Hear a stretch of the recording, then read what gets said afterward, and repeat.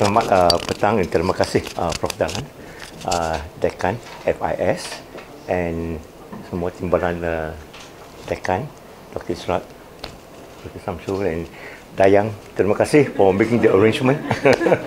Okay, so today our roadshow at FIS. Let's go on. Yeah. Okay. So overview of what I will touch, just very general. Afterwards, the expert, Salmi, Amin, Eugenia will share. Okay, go on. This is a small team only, as you can see. My name is Fong. Timbalan Pengarah is Puan Salmi. And then we have Eugenia, who is our coordinator for MOOC and OER. Okay, and then for Encik Aminuddin, our coordinator for blended learning and also training. Then of course our strongman Zul. Yes. And then ya orang kuat, cukup kuat. And then Encik Wazir, Alex as well as Fazil. Okay, thank you. Okay, so e-learning coordinators from all the faculty and our there you are. Terima kasih. They're very important. Our agent, authorized agent. Okay, thank you so much. Yeah. Okay, go on. So our mission and vision, and our mission here is to have e-learning environment yang meaningful and conducive bagi across discipline, across all the faculty. Our vision to promote lifelong learning and to bring in inclusive quality education. So if there's anything that FIS feel that something is missing, please come and speak to us. After all, we are just jiran saja. Okay, just come in anytime. Okay, next one. Yeah.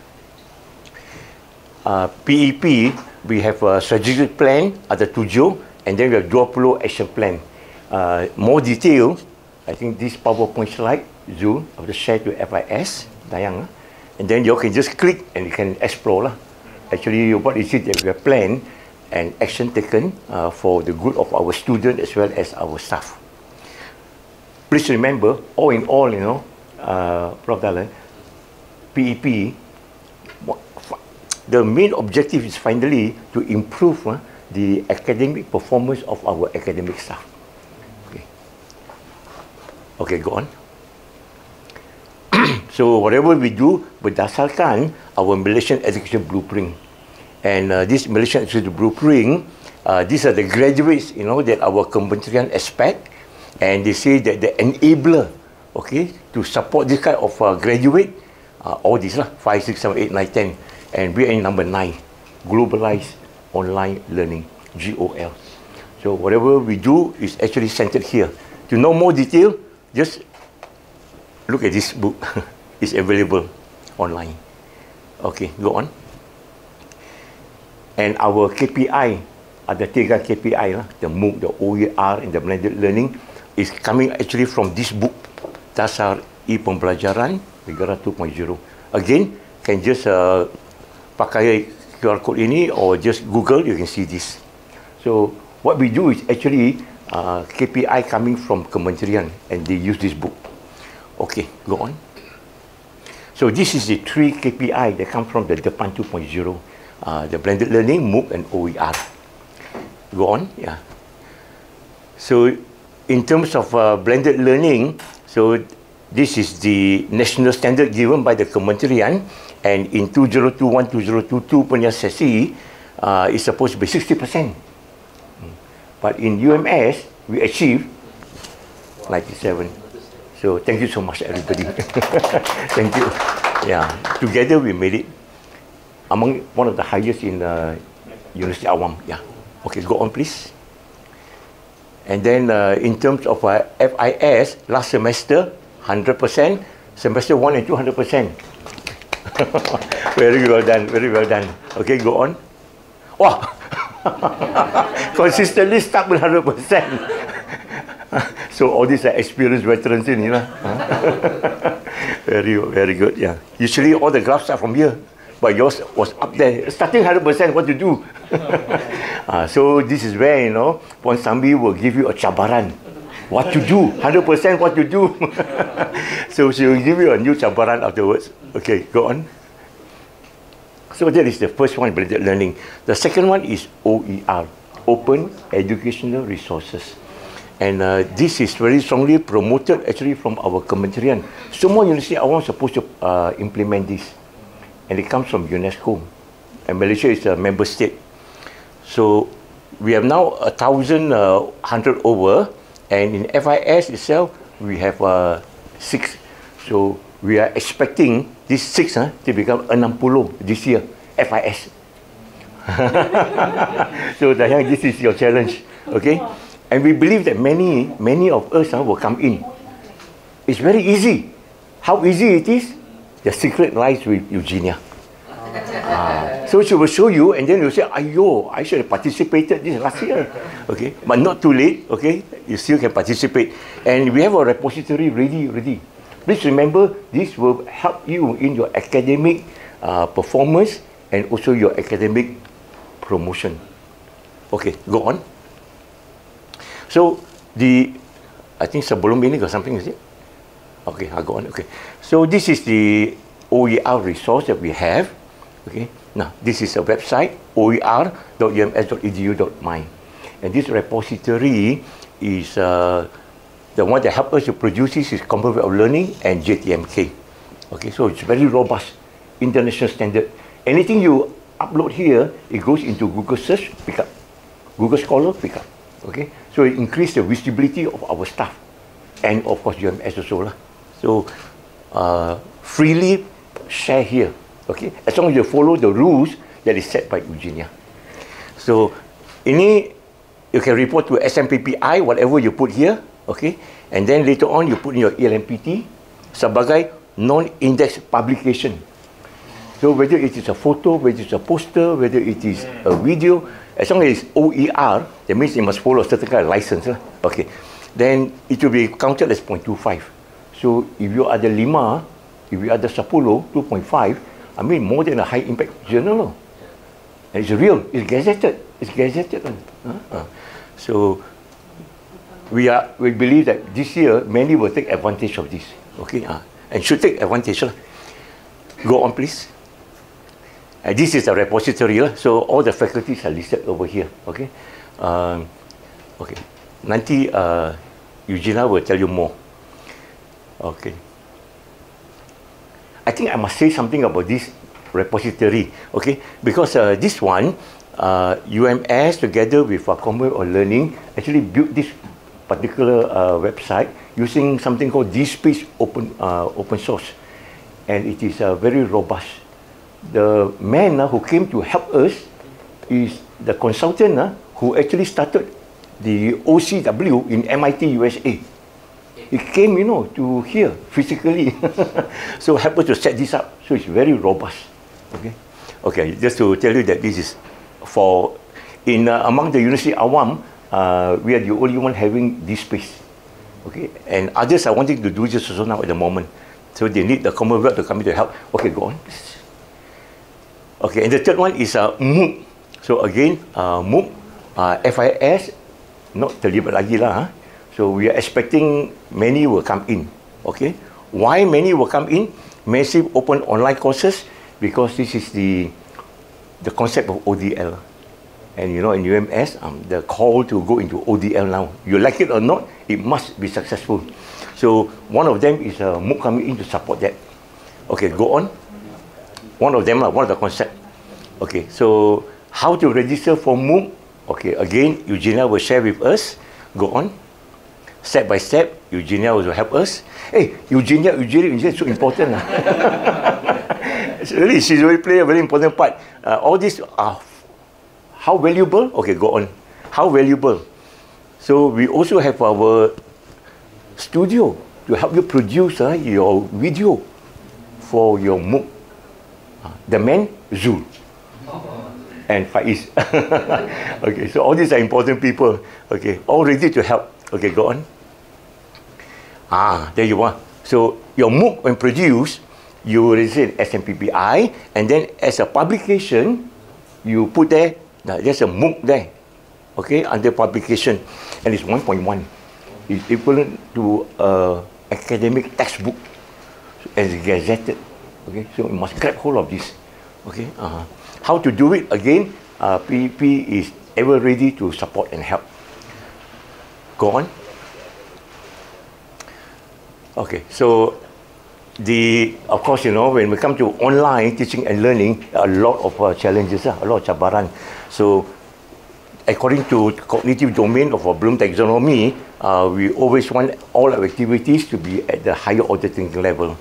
Okay, go on. Our Smart V3, now we're going to ITEL. So it is actually developed under the social constructivist theoretical paradigm. Example here, our student, and then their online community. So if we have certain peraturan, if we have certain agihan tugas di antara mereka, then you bring in the kind of outcome with the support of different tools. So that's where technology comes in. Whatever it is, we believe that knowledge is constructed by human activity. So collaboration, cooperation, and online, ITEL is able to support it. Okay, go on.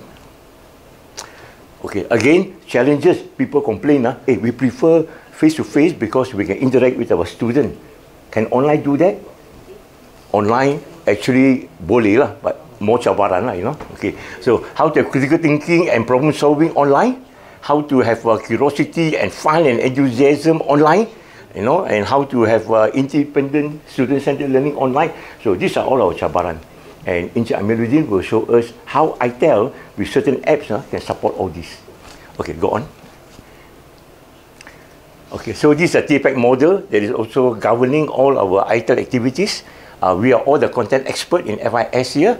We have our pedagogy, your different pendekatan PMP, and we bring in technology to support all this. Okay, go on, yeah. So this is an example, you know, of this person called Alan. He put the cognitive domain of Bloom taxonomy di sini. So let's look at one example, HOT create. Okay, and this is the course learning outcome. These are the activities, and these are the apps or the tools. So what is important to in PEP and to all academic lah, Prof. We stress that course learning outcome stands out as number one. And then what are the activities?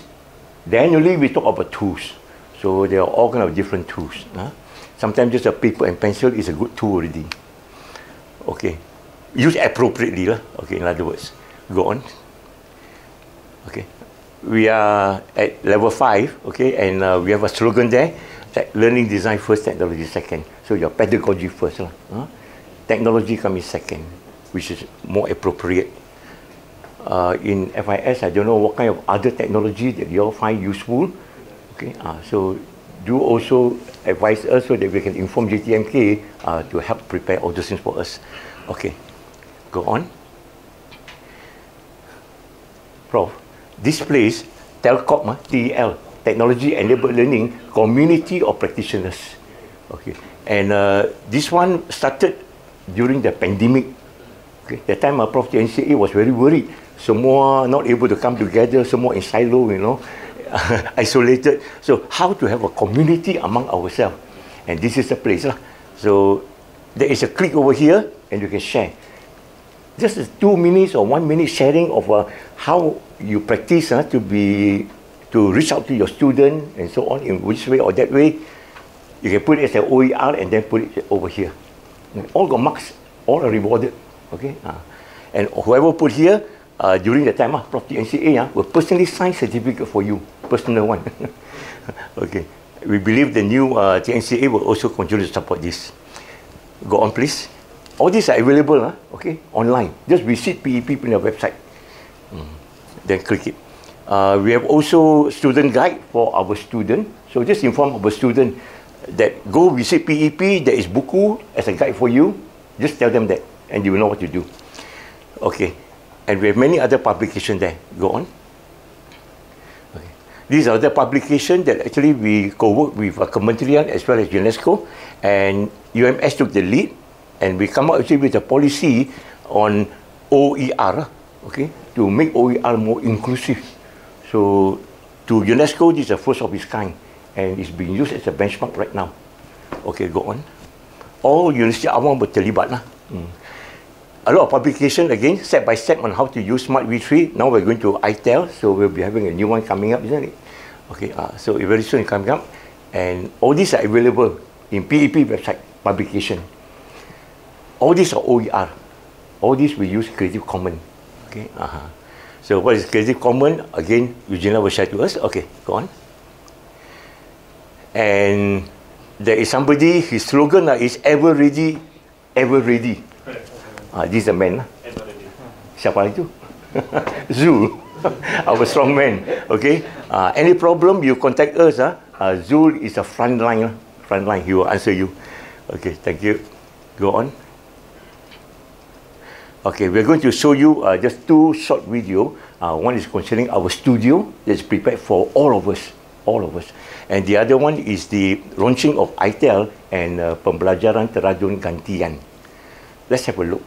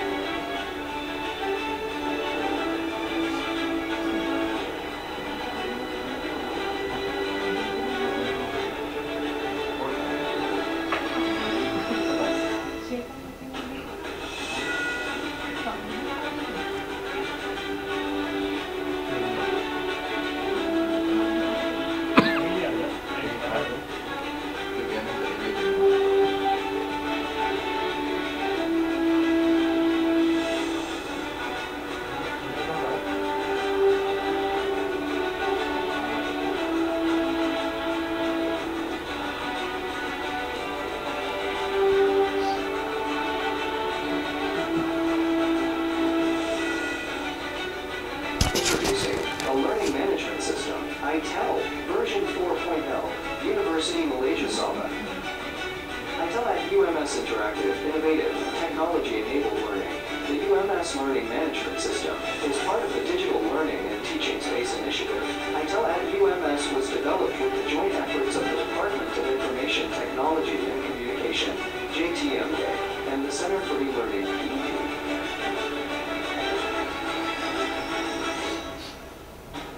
Introducing you to our new look. Experience new heights of education. Reach out to the most competent and passionate mentors.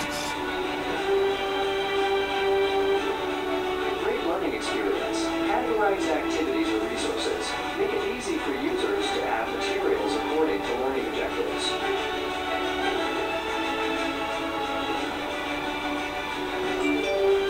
We will send you a notification to keep you updated. Arrow Editor. Enhance accessibility for screen readers and keyboard navigation in Moodle's text editor.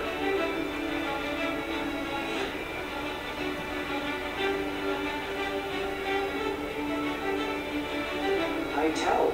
Learn remotely from anywhere.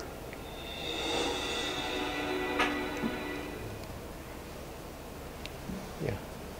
So this ITEL yang akan gantikan our Smart V3. Wow. Yeah. So kena Yeah. ini kan According to JTMK, more secured for our data. So possibly Yeah. next sem. Yeah. Next time kita start pakai ini. Yes.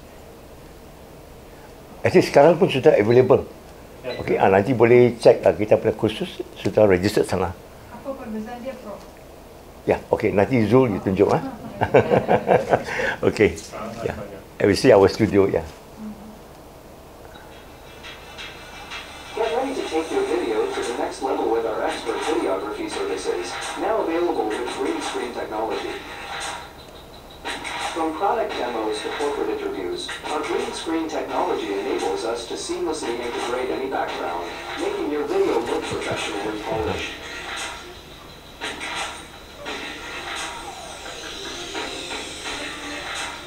The Center for E-Learning, UMS, is proud to announce the launch of the Video Recording Studio, which is currently available for the whole staff at UMS for the express purpose of creating video content for lectures, training, and professional video creation.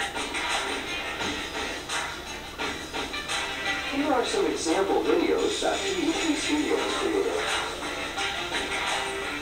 Hello and good morning everyone. Salam Malaysia Madani. I hope all of you are doing well. Welcome to this course.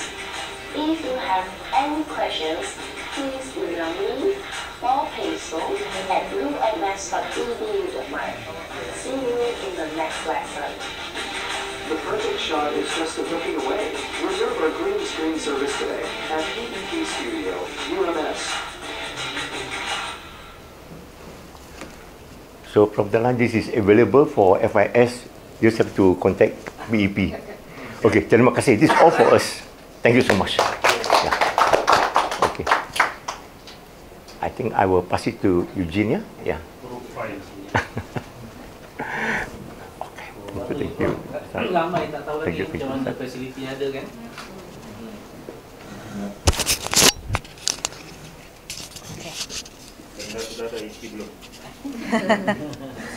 Okay, so I'm just going to start with how do you need to register for MOOC ya. Macam tadi ada juga Prof Ong mention step by step guide. Okay, dulu I don't know if you are familiar with the previous template. Dulu kita kena suruh isi template week by week. Apa yang kamu perlu dalam MOOC. Tapi sekarang as you develop, you will go through that platform. So isi terus. So step 1. So fill in Google Form. Google Form tu memang kami sudah ada pautan lah di website PEP. So register for MOOC, klik Google Form tu, lepas tu kami akan bagi kamu link untuk pergi kursus MOOC tu. So inside there, you will need to develop your MOOC, the courses that you need. So we will give you ample of time, 6 to 8 months, because it's ongoing juga. Sebab you will have your reviewers being appointed. Okay, so kamu yang lantik reviewer kamu. Siapa yang kamu mau lantik sebagai reviewer untuk kursus tu, boleh bagi nama, kami bagi appointment letter. So itu berguna untuk dia punya LMPT lah, sebagai reviewer. So after that, go through your MOOC and then you will have your reviewers review your courses. Okay, so for them it's 1 month to review the courses, the course that you open. Okay, so they will go through whatever you have developed in that link. Okay, so step 3. Okay, so step 3 tu final sudah tu, sebelum bagi balik sama penyelaras kamu. This one, feedback from the reviewers. Okay, reviewer will review again and say, oh, I think need to add something in week 3.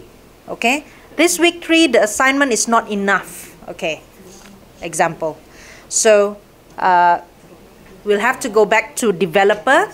Okay, the developer will have to go through, and then once the developer feels that okay, no more, nothing more that I need to add, go back to penyelaras faculty. And then penyelaras faculty will come back to us in step 4. So step 4, penyelaras sudah cakap, okay sudah ni MOOC, boleh run sudah, boleh publish sudah. Jadi kami pun, okay lah, kasih publish MOOC kamu. Dan kami akan issue satu letter untuk bagi tahu status MOOC. Okay, whether that MOOC can be published already or not ready, we will let you know. We will inform you via that letter. So that letter also you can use for you to apply in SMPPI for your LNPT. Okay, so that one, and then the last one, yeah, so that after that only you can share it with your students. So for now, syllabus or just selected? up to you.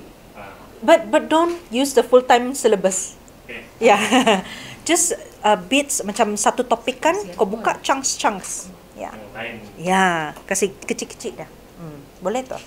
So, your MOOC available to share to UMS students sejak sekarang sebab kita tidak mau park kita punya MOOC outside. So, we want to park our MOOC inside, which is using our own server. Okay, so this is for security reason juga lah. Jadi, so JTMK is working very hard to prepare the server for the public. So, for now, it's available together with our ITEL now. It's inside our ITEL. Okay, so from Smart V3 yang dulu yang ada 19 applicants tu, dulu di Smart V3, sekarang diorang sudah move pergi ITEL juga. So when it's open to public already, we will also inform you on that. Okay, alright, so that is about the step-by-step to apply for MOOC. But some of you might be still wondering, what should I put inside MOOC? Okay. So this is my presentation and my overview. Next slide will be my overview, the content on what I have to present. Okay, so get to know the application. Okay, so from that infographic, you already know how do you need to apply for MOOC. Okay, it's very easy. So how do you need to create MOOC? And also Creative Commons, that's the license that we have to put in our materials when we pack our materials in OER, in MOOC, and also ITEL. Okay, so later you'll know why. So let's go to how do you need to create MOOC. So this is some sort of a step-by-step guide. So we will get to know what is the most important thing to be put inside that MOOC. So landing page is something that we call as laman promosi. Okay, to promote your MOOC. Okay, to promote your MOOC, so you need to prepare. Tell us, what is the course synopsis of your MOOC? The course that you need to put in. So it should be in one paragraph form only, not too long. Okay, learning outcome. Okay, at the end of the course, what can the students learn? What can the students be able to do? So duration, it should be around 4 to 14 weeks or topics. Okay, so minimum requirement 4. Okay, it can go up to the maximum, which is 14. Okay, so level you have to indicate, adakah kursus ni untuk permulaan, beginner, intermediate, or the advanced students? Are you targeting the advanced students? Okay, so just put it there, beginner, if it's for the basic one. Okay, so fee for now, again, before we open for public, we do it free for our students, UMS students. Okay, image of the course you can get from Canva easily. Okay, so just have an image. Later you will see Encik Aminuddin's image of his course. Okay, next, that is about landing page. So what I'm referring to this as I was doing the guidelines to do this MOOC. Okay, so we take it from laman promosi dari UPM. They call their MOOC as Putra MOOC. So you can just go and experience that teaching and learning inside. Okay, so this is one of their courses, which is TITAS, Tamadun Islam. Okay, so di sana kau boleh tengok length 4 minggu. Dia buka 4 minggu. Tapi berapa lama? 8 jam saja. 8 jam boleh siap semua tu. Okay, so approximately 1 week 2 hours. Kalau orang bekerja kan tiada masa, dalam masa 2 jam saja dia duduk, dia boleh siap benda-benda yang perlu disiap dalam 1 minggu. Okay, so begitulah MOOC. Okay, so certificate tiada, dia tulis sana tiada. Jadi level permulaan, beginner. Okay, dia sudah siap tulis sana. Okay, so the rest we don't need. Language, target, no need. So you only fulfill that 4 up there. Okay, so next. Okay, so main page. Bila kita pergi Smart V3 tu, okay, the first on the top of the page, that is your main page. Okay, when we go to the setting, we want to see our LMS in a form of what? Weekly, topic by topic. Okay, main page will always be there. So that main page, you need to include your greetings. Hello everybody, for example. It's nice to meet everyone and thank you for taking part in this course. Okay, so that is where you put your greetings, main page. So you put in lecturers information, for example, who are the developer aside from you. Mungkin kamu suka buat MOOC ni dalam satu tim, okay, satu grup. Jadi letak lecturers information, okay. So simpan siapa-siapa lah develop MOOC tu dengan kamu. Jadi put your lecturers information there. If you have any schedule that you want your students to know, where you can go online with them face to face, okay, having synchronous meeting, if have lah, then you put in what's the schedule, what's the link, what time to what time, okay. So introduction video, this introduction video should be including your synopsis, your learning outcome. So it can be from 30 seconds to 1 minute. You can do it on your own in PPT, okay. So ataupun kalau tidak mau buat video, boleh juga PPT yang bergerak-bergerak macam ni kan. Ya. So orang boleh klik next saja ataupun tap-tap saja. So itulah kelebihan ITEL. Dia boleh PPT tu live. Next. Okay. So ice breaking, you can do this face to face. For example, Google Meet, Webex, Zoom meeting, boleh juga. Tapi ada juga yang prefer offline. Kalau offline tu macam mana? Kita boleh buat Padlet, kita juga boleh buat Flipgrid, begitu. Dalam forum pun kau boleh suruh pelajar upload video diorang, kenalkan diri. Okay, boleh juga. Okay, so that is what you need to have in main page. Because all these is part of the rubrics when we do and apply the MOOC. Okay, alright, next page. Okay, so topic. So what's the minimum weeks that we have to have? You cannot do courses in 2 weeks time or 3 weeks time. So we put in 4 weeks. You can call your classes as week 1, week 2, or you want to call your classes using your subtopic, also can. Okay, you name them. Okay, until ada 4. Okay, 4 topik. Alright, so maximum you can go up to 14 only. So learning outcome, you need to emphasize them every single week. Okay, minggu ni kita belajar pasal learning outcome 1. Minggu depan learning outcome nombor 2. Okay, minggu depan lagi masih lagi nombor 2. Okay, so you need to create all this, yeah. So next, okay, next will be the content. What can be the content? Seperti biasalah macam kita punya 1732, dia number 7 kan, course content. But make sure you have a video of you teaching. Okay, so that is where that UStudio comes in. So go and use that studio and create 3 to 4 minutes video to teach. Okay, so minimum, ya, minimum 1 minggu 1 video. Okay, 3 to 4 minutes. You want 3 videos of 3 to 4 minutes in 1 week also can, because we only need for the minimum requirement only 1. Tapi you can go up to 3 videos in 1 week. Okay, just make sure the video is not too heavy for the learners to actually understand the video, because it takes time juga for them to understand the video. Okay, so at the end of the video, you need to write your information of the presenter. If it's you, then you write down. Okay, and then the developer. Maybe you have a team working with you to create that video. Write them down. Tulis siapa sama kamu yang buat tu video. So make sure there's no sensitive issues on politics, religion, and even racist remarks. And then we need to put in disclaimer alert. Maybe you can put that disclaimer alert right on top in the main page or towards the end of the course. Okay, we can do that. Okay, because you are the one who's going to edit your work. Okay, so every work that you feature in your MOOC, in OER, in also ITEL, make sure the license is using Creative Commons. Okay, alright. So next.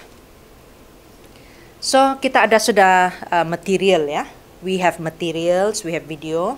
So now activity. How many activities should you have? Okay. So bila kita cakap 4 minggu minimum requirement, kita pun ada minimum requirement of 4 activities. So every week you need to ask your students to go and do activity outside. So this one you don't need to monitor. You can just hyperlink, maybe outside in Kahoot, you have an activity that you want your students to try, go ahead and link them there, hyperlink. Okay, activity 1. So ask them to click here to go for activity 1. This is from who and done by who. Okay, so do that. And then assignment is for you to use that quiz button. Okay, use that quiz button to create your own assignment. Okay, so this is some lecturers they ask, if there are 200,000 students, how can we mark? So do auto-graded quiz. Okay, auto-graded quiz. So you can have 5 items, you can have 10 items, but make sure it's auto-graded. Okay, so test them on that. Alright.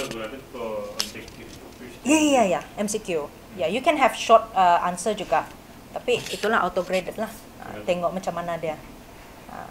So next. Next. Dah dapat. Okay, so in our rubrics 2, we have extra reading. So some lecturers, they might be wondering, what is this extra reading? Is it something for the students to read? It can be in the form of video. YouTube, okay? YouTube can be your extra reading. So when we take YouTube content, make sure they have CC license. Okay, we need to take videos that has CC license that's easily and freely to be shared to everybody. Okay, so this is extra reading. Okay, so minimum requirement tiada, asalkan kamu ada extra reading in kamu punya MOOC, then okay. Okay, so reference and acknowledgement, definitely you need to do some referencing when you open a course. Okay, so for example, you take content from YouTube, have that, cite them. Okay, so that one. Okay, I think that's it for the content. Okay, very easy. Content is very easy. To develop that content is very easy, but you need help from reviewers. Okay, alright, next. So this is the license that Prof. Fong kept mentioning. Very important because if we publish things online, copyright especially, copyright stuff online, we will get sued. Yeah, we will be taken legal action. Okay, so we want Creative Commons. Okay, next. Okay, so I'm sure Dr. Kenneth, I'm sure you met Dr. Kenneth this past few years. He talks about this in every roadshow. Okay, so Creative Commons. Okay, the first icon, you see a man standing. Okay, that you need to always credit the author. Okay, you need to credit the author. So kadang-kadang itu author sudah kasih masuk nama dia, tiba-tiba kok omit that. Yeah, so that is not crediting already. Okay, so use it but don't make money. So that is where the second icon comes in. So you can use my material, but you cannot sell it. Ada lecturer dari faculty lain, dia tanya, kalau saya run a program, but I use the material, can or not? Okay, can I have a course, I charge the students, but I'm using the material with this license, non-commercial. Can or not? What do you think? Very cannot. Cannot. Yeah, because you're sharing the materials as well. Yeah. Okay, so non-derivative means you can copy 100% my material, but no changes can be made. Do not change my material. Begitu rupa dia, begitu juga saya mau kamu share. So the last one, share alike. Okay, you can copy my material. You can even change the words, but my license stay. My license still the same. Share alike.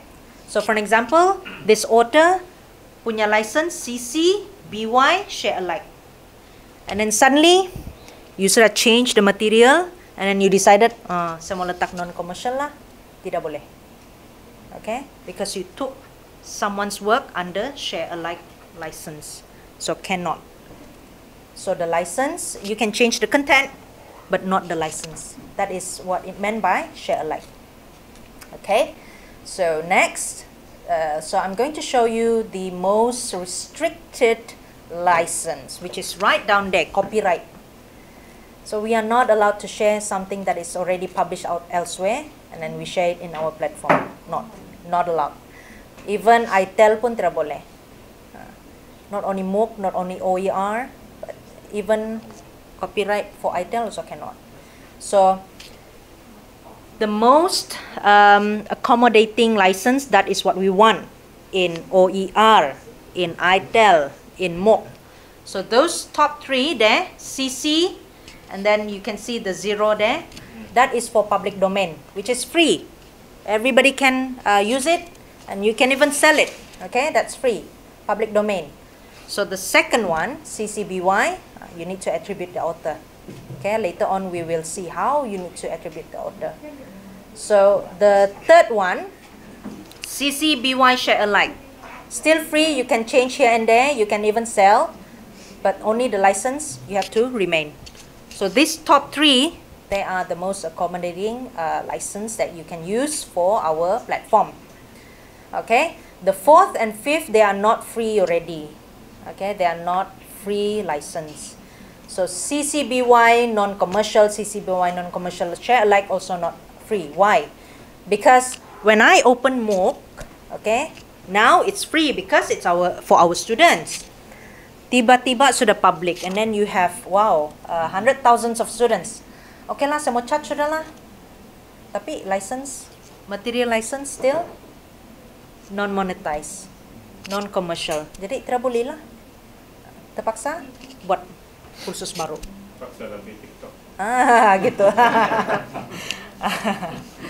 Jadi, what we want lecturers to create are materials that is CC friendly. Yeah. So, for public domain, CCBY, and also share alike. Okay, because we want to share our knowledge to the whole world. Okay, to be visible to others as well. Okay.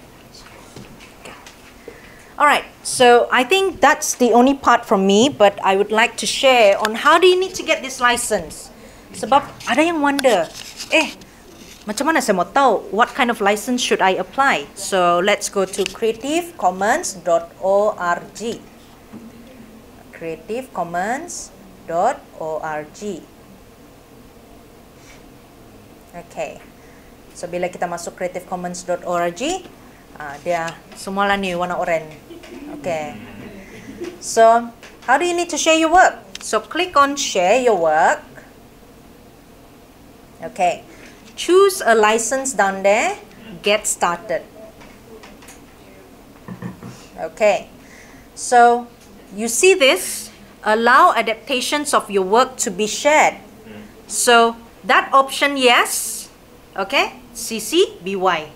So, when you click on no, it changed. You see? Yeah. So, under there, under the license, this is not a free culture license, it says. So, we know that this is very restrictive, okay? Very restricted license. And then we click, yes, as long as others share alike, so they change lagi. Gitu. This is a free. So, allow commercial uses of your work, yes. But what if we say no? It changed again. Okay. So from there, down there, we can just copy paste. No? Have a web page. Okay. Copy, paste on your document. Okay. Very easy. But what if I want to attribute someone's work? I want someone to take my work, attribute me. So you have to click on this, help others attribute you. Click. Okay. So title of work, you key in. What's the title of your work? Okay. And then your name. Okay. So, and then this one, this is where it comes in handy for OER. You can definitely link your OER link here so that you know how many people go and get your materials here. Okay. So, you can just link your work there. Okay. So, when we copy paste there, you see Bird by Zul Fadli is licensed under, yeah. Bila kita isi itu kan, automatically dia change di sana atas. Jadi itulah kita copy paste pergi dokumen kita. Ya.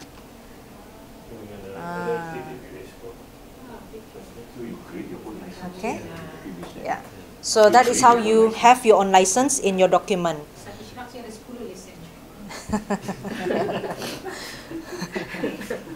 Okay. All right. So, do you have any questions on MOOC or ER or what is that? Creative Commons? Oh ya, yeah. Okay. Si Zul cakap dia offer diri untuk cari gambar. Macam mana mau cari CC punya gambar? Ya. Yeah. Contoh. Okay. At least kita tahu kita gunakan gambar tu yang license. Yeah. We don't take copyrighted work. Okay. Kita menggunakan gambar yang ada masalah pada kita nanti. Okay. So you can see like this, okay, when we search for images like this, okay. And then we go to that there, tools. Yes, okay, license rights. So we want to filter Creative Commons saja. Okay. Wah, ini yang apa tu? Kita punya PowerPoint slide tu lah. Kita main hantam je. Kau ambil saya gambarkan. Ini itulah itu. Jaga, ada polis datang. Ambil di mana tu? Dinyatakan sumber lah. Sumber. Okey, ini ada tools. Okay. Okay, so lepas tu tengok tu license dia. License details. So bila klik license details tu di sana di gambar tu yang kau sudah pilih kan, dia automatically di sini. Okay, so you see Creative Commons has retired this legal tool and does not recommend that it be applied to works. Okay, that means it's no longer there, right? Yeah, expired sudah. Yang ini gambar dia punya CC tu sudah expired. So we take another picture. Okay, kita tengok lagi license detailnya. Okay, so this one is free. No copyright. Ini kamu boleh ambil free. Yang tadi tu dia punya license sudah expired. Jadi that person have to go and buat balik. So yang ni free. Still free. Public domain dedication. So ini kamu boleh ambil. Kamu buat di PPT pun boleh. Akan tidak free. DCC dia tidak free. Mungkin dia ada set dia punya time. So mungkin dia mau jual sudah.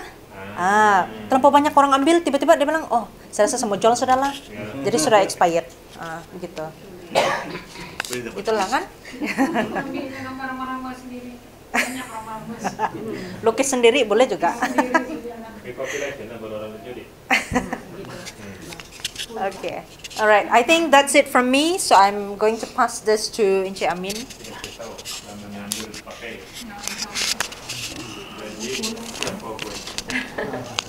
Terima kasih Puan Eugenia. Assalamualaikum warahmatullahi wabarakatuh. Selamat petang. Saya Aminuddin, panggil Amin.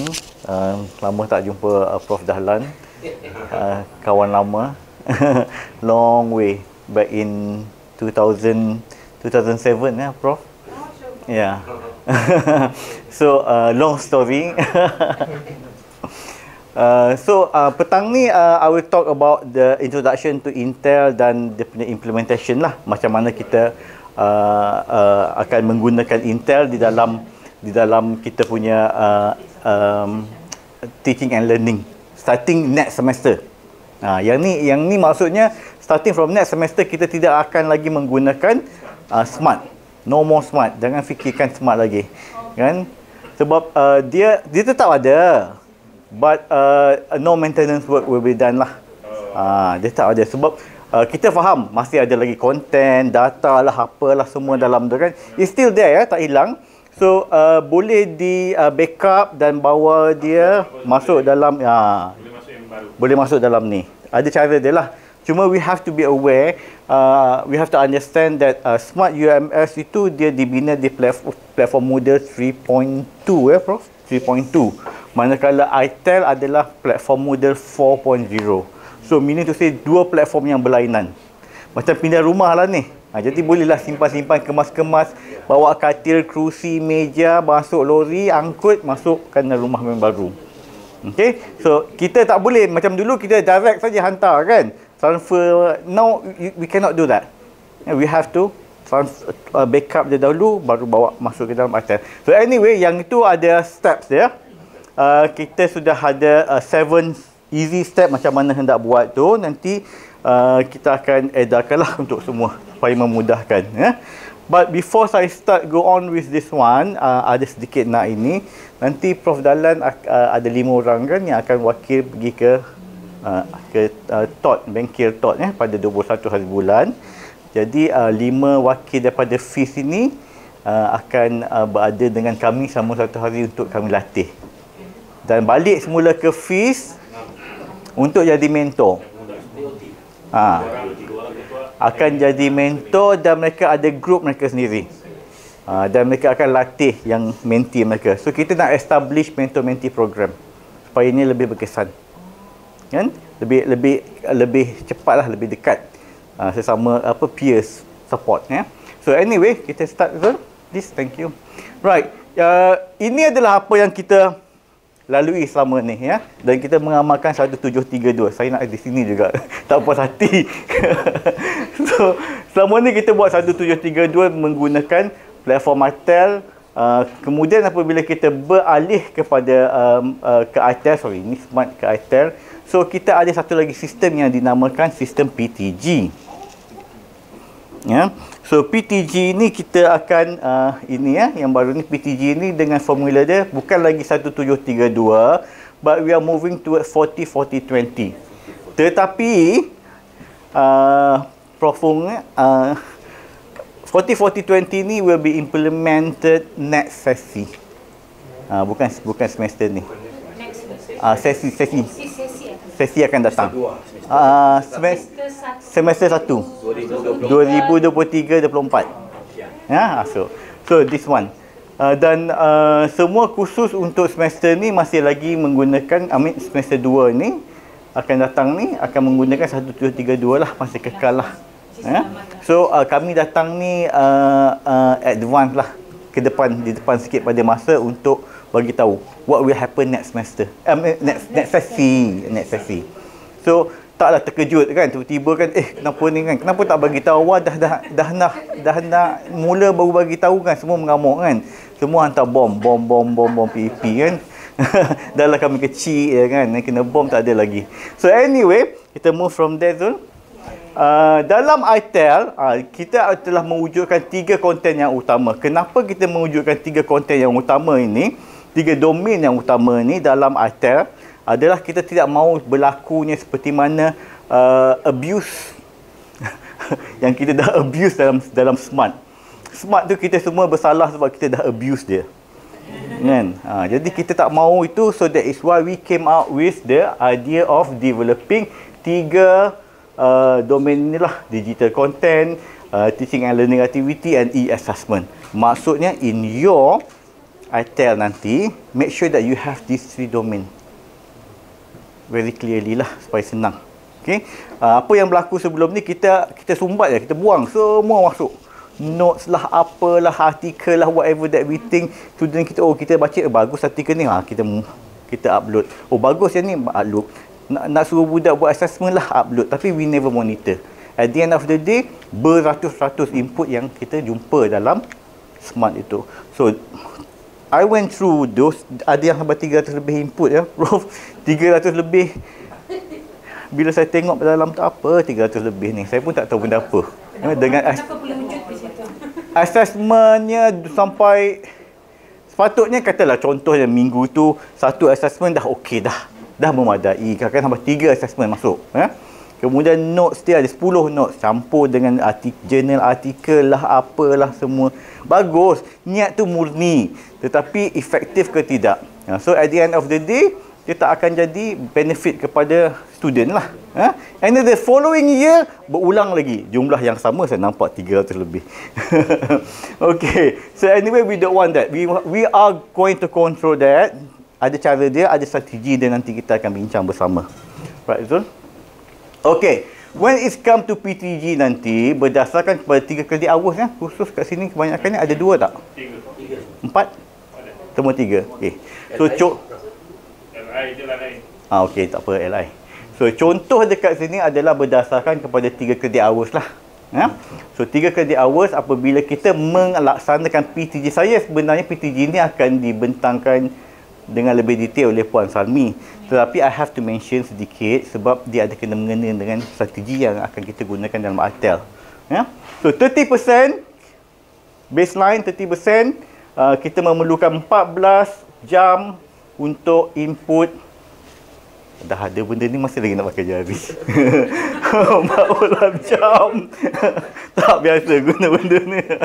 14 jam learning material, 14 jam learning activity dan 8 jam e-assessment. So maksudnya 30% ini equal to 4 weeks lah. 4 weeks there is 36 SLT yang kita ambil daripada 120 credit hours SLT student. 30%, 120 jadi 36. So yang ni semua akan ditunjukkan di dalam table 4 kita. Mesti ditunjukkan dalam table 4 kita. So 4 weeks ni, maksud 4 weeks ni pembelajaran teradun gantian. Ia ni menggantikan kita. Last time what we did dalam Smart UMS, ada kesilapan berlaku di sana. Kita sama-sama berdosa kat sana kan. Kan? Sebabnya kita ingat bila kita tak boleh nak conduct kelas, kita boleh ganti online. Apalah buat online je kan. Tapi benda tu tak boleh. Kan? Tapi kita tak tahu, saya pun tak tahu kan. Sampailah pada satu ketika itu saya pun tahu itu adalah salah dan kita tak akan buat benda tu lagi kan. So kita ada PTG now, kita boleh buat. Sebab dah sebelum ni tak ada garis panduan. Puan Sami akan cerita tentang itu, mengatakan kita boleh buat. Tapi kita buat sebab kita tak tahu semua orang pun buat benda tu kan. Now PTG mengatakan kita ada garis panduan untuk melaksanakan pembelajaran teradun gantian as minimum as 30, dah wajib 30 tu, and as much as 79%. That is why kat sini saya contoh dia 30, 40, 50. Kalau 50 bersama dengan 7 minggu. Okay, tapi keputusan ni dekan lah yang punya kuasa, bukan PEP. Ya? Tapi 30 ni dah memang wajib dah, kita kena buat dah. Memang kita cannot run away daripada 30. 30 ni kalau ingat 1732 tu 30 juga kan? 30% kan? Samalah juga. Dia punya garis awal dia. Ya? Okey, Zul. Right. Ini nanti Puan Salmi akan terang lebih lanjut lagi. Okey, tadi saya bercakap tentang digital content, TNL activity and e-assessment. This is all about lah. Digital content ni 40%, learning material equal to 14 hours. So, apa yang boleh ada di dalam digital content are your video, your lecture notes, your infographic, your short article, your journal article and whatever that yang berkaitan. Very the control one. Okay. So, now bila we are talking about the video, make sure your video tidak lebih daripada 10 minutes. Kalau lebih daripada 10 minutes, itu dah lebih masa. Meaning to say, 10 minutes video is equal to 1 hour. But my advice is, janganlah upload 10 minutes punya video. Kan, tak ada siapa nak tengok 10 minit. 5 minit pun tak ada siapa nak tengok. Oh. Yang tu kalau movie orang nak tengok 3 jam pun tak apa. Kan? Kalau tengok Netflix tu kan sampai pagi pun boleh. Kan? Bulan tuan kuliah. Okay, boleh.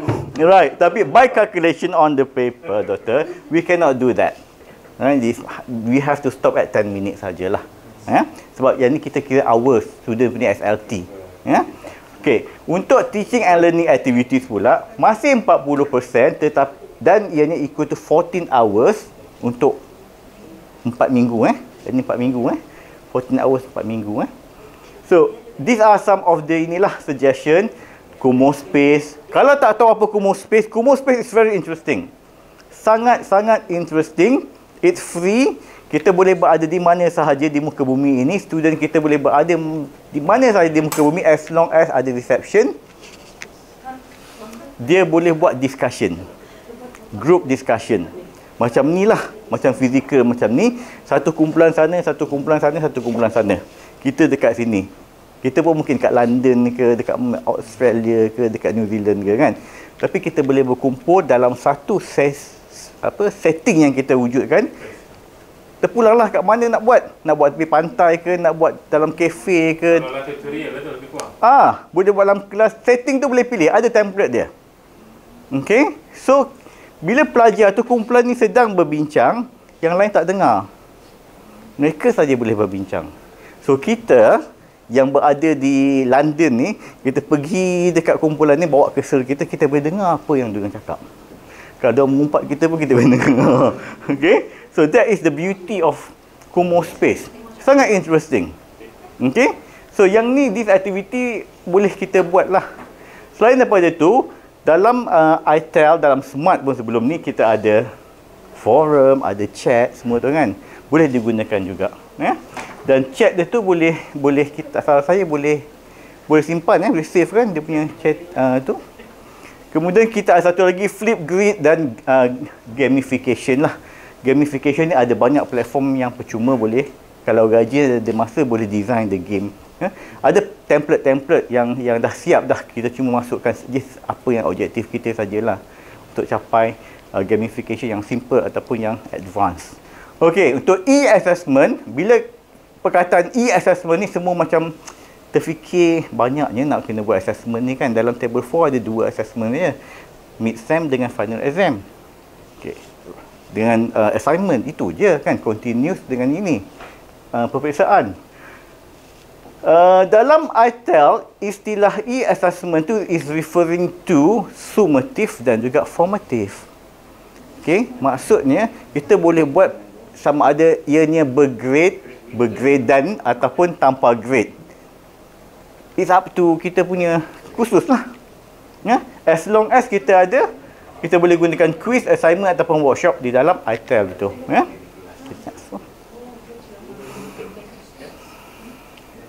Okay, so now saya hendak cadangkan sedikit strategi lah macam mana kita boleh capai 30% itu menggunakan ITEL apabila kita mengaplikasikannya di sesi akan datang.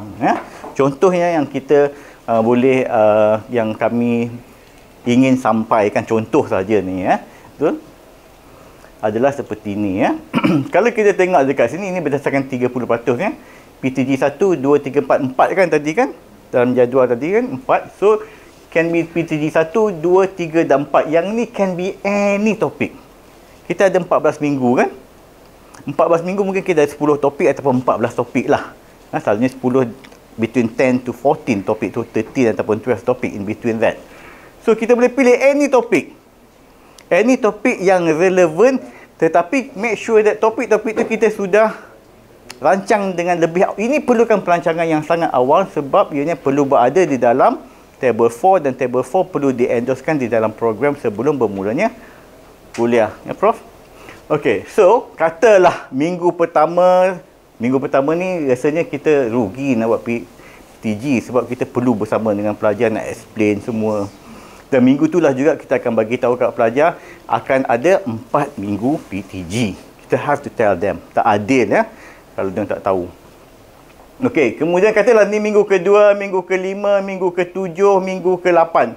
Satu minggu ni mungkin ada kenduri, anak saudara nak kahwin. Yang ni sebelum raya, yang ni selepas raya, yang ni nak pergi conference. Planning. Sudah satu semester kan? So inilah dia. Okey, so apa yang kita akan buat beforehand, kita dah tahu dah bila-bila ni sebab kita dah rancang. Kita punya jadual kan. Dekan pun kata, dah buat dah PTG, ada tak dalam tu? Ada. Tunjukkan dia. Kalau tak percaya, ni dekan dah ada dah ni. Dah lulus dah. Dah endorse dah. Program dah lulus. KP dah lulus. Dekan kata, okey lah. Okay. So, all you have to do is just masukkan satu e-learning learning material, satu learning activity, satu e-assessment. Untuk setiap ini minimum satu. Kalau tak puas hati, kalau kita nak kira, this one is equal to 3.5 hours, 3.5 hours, 2 hours, 2, 4, 6, 8. 8 kan tadi? 14, 8 kan? 7, 14, 2, 8. So 14, 8. Table yang tadi saya tunjuk tadi kan. So yang ni lah dia minimum. Tetapi let the numbers be on the paper lah. Secara praktikalnya kita lebih tahu kursus kita lebih tahu student kita macam mana kita hendak deliver kita punya kursus. That is why we came up with the minimum numbers of input di dalam ITEL untuk PTG. Okay. When it come to PTG nanti, ada ikon yang kita kena gunakan untuk menunjukkan this is PTG. Supaya student kita tahu ini adalah, student pun tahu, oh ini adalah PTG. Minggu ni the whole thing. Tidak ada tutorial, tidak ada apa? Face to face, no face to face.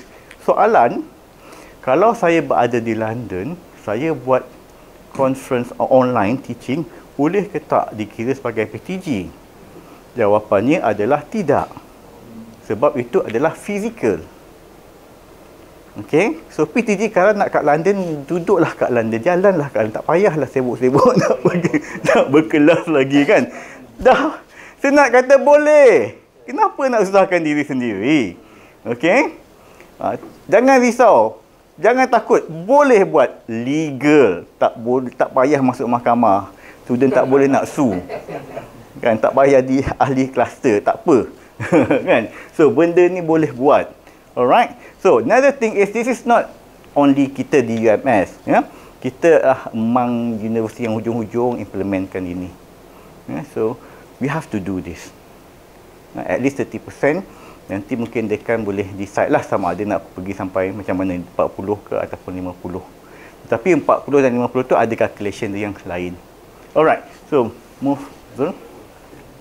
Okay, dalam ITEL semua dah tahu kan? Dah masuk ITEL, I think semua dah ada kan? Ada tak yang belum daftar lagi ITEL? Ada khusus yang belum daftar boleh bagi kat Azul lah. Azul daftar sekejap je. Majoriti saya nampak ada tu lah. Okay, good. So yang ni yang lama. Yang baru ada penambahan. Selepas kita dah pergi melawat ke fakulti sana, institut sana sini, ada berbagai-bagai request, dah tambah dah benda-benda ni. Okay, one good thing, yang ini adalah color coded, berbeza dengan dalam smart tu tak bercolor. Kan? So it's easier to remember lah. So nak senang ingat, yang banyak yang the blues ni adalah material untuk learning material, content, digital content kita. Yang biru. Okey. Yang hijau dan orange adalah untuk aktiviti, dan yang pink adalah assessment. Tetapi ada 2-3 yang biru ni dia tak mau duduk geng dengan yang biru yang lain. Dia nak kawan dengan yang hijau dengan yang orange, so kita let it be lah. So ada 2-3 lah yang biru ni bersama yang join geng hijau dan orange. Okey. So macam mana kita nak tahu? Bila kita klik dekat aktiviti kat sini akan keluar. Kan cuba klik, ada tak? Cuba klik. Pergi dekat sini dulu. Add an activity resources ni. Kan ada kan? So yang tu yang biru semua kan? Okey, so boleh nampak activity all ataupun yang ni apa ni? Resources. Okey, so dekat sana dah coded dekat sana. So kita senang supaya kita tak buat silap dekat yang sebelum. Kita tak buat silap di sini. Kita tak buat silap di sini. Sebab di sini kita kena gunakan ikon yang betul. Ikon yang betul untuk learning material, ikon yang betul untuk activity, dengan ikon yang betul untuk assessment. Yang 3 lah untuk assessment ni yang warna pink. Yang untuk atas ni learning activity, learning material ni all the blue color. Yang learning activity ni or the green and orange with a few blue. Okay? Right. So that is any question? Ada soalan? Jadi dia untuk pasca pun boleh juga kan? Ya, Prof. Boleh daftar untuk pasca, kita boleh guna juga untuk pasca. Tak tu kan? Ya. guna yang itu. Okey, tak ada soalan kita Kan set ni kita ada 1732 je kan? Ya. Jadi kita apply satunya mana, 7 mana, 32 mana? Okey, dia sekarang ni ada sinopsis kan? Ikon sinopsis dah masuk kan? Ada. Okey, sebelum ni tak ada, baru saja dimasukkan tu sebab kita nak gunakan 1732 balik. So ikon simbol untuk sinopsis dah masuk balik, so kita akan gunakan yang tu balik dan ikut seperti mana sebelum ni, amalan sebelum ini. Untuk kali yang terakhir di UMS kan. Kan. So enjoy lah kan. Untuk pastikan yang garisan tadi Prof kan, sentiasa lurus ni, dia tak macam begitu dah. Dia begitu. Dah mula macam tu, biar macam tu, tak mau macam begitu. Okey, so yang ni clear lah kan. So it's very simple, straightforward saja. So next. So yang ni yang Prof Fong ada mention much earlier tadi tentang the pedagogy will ni, ini help me juga. Pagi tadi saya dekat fakulti pun tengah restructuring kita punya table 4, kita punya kursus. Yang ni juga yang saya keluarkan, yang saya tengok So it helped me a lot benda ni All you have to do is just type Allen, ALLAN dengan Alan Carrington, CARRINGTON, Alan Carrington. So Pak Cik tu sangat baik hati dia dah buat benda ni untuk kita. We know apa yang the wording yang ini, dan juga apa apps yang boleh kita guna, yang kita bangunkan. Kenapa saya Prof Fong dan saya mengetengahkan benda ni, focus on this one, is sebab selama ni dalam penggunaan Smart UMS kita punya student engagement is very low. Very, very low.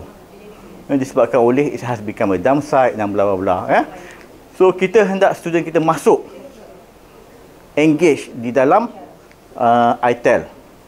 Kita boleh tahu berapa bila last kali student kita masuk. Ada yang saya check 1 bulan yang lalu, 3 minggu yang lalu kan. Kita boleh check semua-semua tu tahu. Ada yang 5 minit yang lalu, ada timing dia, bila timing dia masuk apa semua kita boleh check kat sana. So kita nak hit the most student punya engagement. So macam mana kita nak buat macam tu adalah kita make sure kita punya activity tu very interactive lah. ITEL, I kat depan tu adalah interactive. So kita punya activity need to be quite interactive. Nanti kita akan ajar yang 5 wakil nanti, mentor nanti, how to turn your digital content tu yang lebih interaktif dan interesting. So dia ada direct pemain daripada Smart Meeting itu pergi item. Tak ada direct. Ada manually. Sebab dia platform yang lain. Okey. Kalau dulu Smart 2 ke Smart 3 boleh. Right. So yang ni yang setiap pagi saya ingat benda ni lah. It inspire me. Dan saya harap pun dia inspire kita semua jugalah at the same time We keep moving forward, opening new doors and doing new things because we are curious and curiosity keeps leading us down new paths. Alright.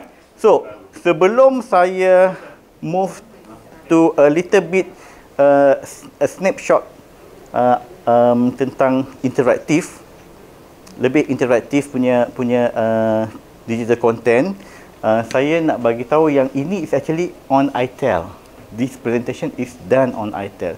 Saya menggunakan ITEL. Puan Eugenia tadi pun menggunakan platform ITEL juga ni. Tapi Puan Eugenia tadi menggunakan Canva. Slide dia dibangunkan di atas platform Canva and embedded dalam ITEL. So saya membangunkan menggunakan Genially and embedded dalam ITEL. So meaning to say, kita tak payah lagi bawa thumb drive tu. Kan? Tak pakai dah thumb drive ni kan. Boleh masuk museum, simpan benda tu. So kita buat, bangunkan, katalah nak guna Genially. Saya lebih suka Genially, tak suka guna Canva. Kan? Selalu bergaduh dengan Puan Eugenia tentang Canva dan Genially ni So bila kita dah siap buat dalam of course kita kena masuk dalam Genially kan. Untuk bangunkan dia, semua masuk kita punya notes, apa semua yang kita nak ajar pada minggu hadapan. Dan dah siap, kita embedkan dia di dalam ITEL. So, bila masuk kelas, what I'm doing is I just login ITEL. Macam iCloud lah. Macam tu. Ya. Yeah. Saya login pukul 9, katalah kelas pukul 9, 95 minit tu dah login ITEL dah. Dan student saya pun semua login ITEL juga. So dia malas nak tengok saya, dia tengok saja dekat laptop dia ataupun. Ya. Ya. Kita kan ada internet kan? Kita ada internet.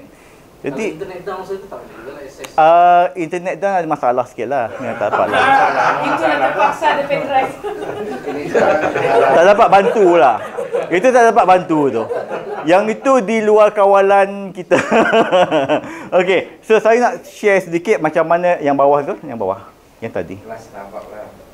Yang ini adalah sedikit saya nak share macam mana. Yang ni pun masih dibangunkan generally. Saya dah menggunakannya ni almost 3 years.